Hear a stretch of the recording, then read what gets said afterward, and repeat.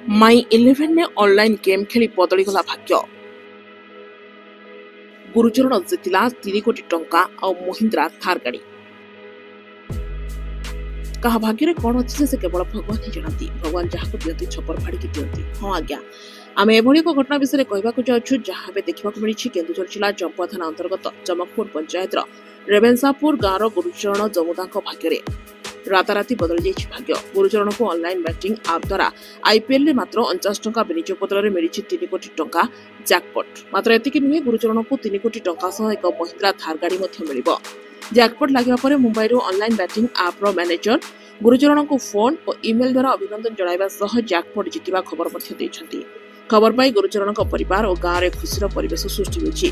गुरुचरण परिवार में मोट 5 भाई समस्ते एकाठी होई गोटे छात तले जीवन यापन करुछन्ति। किछि वर्ष पूर्वे कानपुर जल प्रकल्प द्वारा सेमाने विस्थापित होइथिले। सेतेबेले ताको क्षतिपूरण स्वरूप केवल 8 ରୁ 9 लाख टंका मिलिथिला। सेही टंकारु पुणी अन्य स्थान रे घर तयारी करी सहपरिवार गुजराण करबाटा अत्यंत कष्टकर थिला। किंतु 5 भाई मिलिमिशि रहिबा सह मूल मजुरी करी घर निर्माण कले और निकटस्थ एक खणीरे दिन मजुरिया भाव काम कर निज परिवार भरण पोषण करुथिले। आर्थिक मांदा अवस्था गुरुचरण निज एक घर निर्माण कार्य अधारू बंद कर रखिथिले। किंतु एबे ताको भाग्य परिवर्तन होइछि। से अतिशीघ्र घर निर्माण सह अभावग्रस्त को साहाय्य करने को कहते। बेरोजगार कारण 2024 आरंभ करथिले ऑनलाइन बैटिंग ऐप सह मित्रता। गुरुचरण गत 3 वर्ष जून मासरे ऑनलाइन बैटिंग ऐप सह जड़ित थिले। यह शिक्षा पई केते मास धरी यूट्यूब रे यह विषय तथ्य ने बैटिंग ऐप रे प्रयास रखिथिले।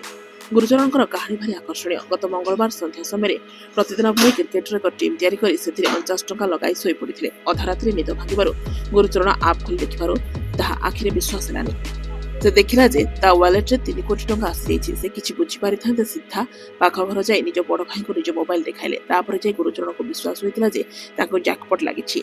एहा परे सपरिवार पारंपरिक आदिवासी नृत्य और केक काटी खूब उत्साह पालन कले। खबर पाइबा द्वारा निकटवर्ती गाँव लोक आसी गुरुचरण को अभिनंदन जणाया पई तांको घर को आसुथिबार खूब खुशी होछंती गुरुचरण। चंपार प्रदीप कुमार महांत रिपोर्ट जागृति लाइव मीडिया।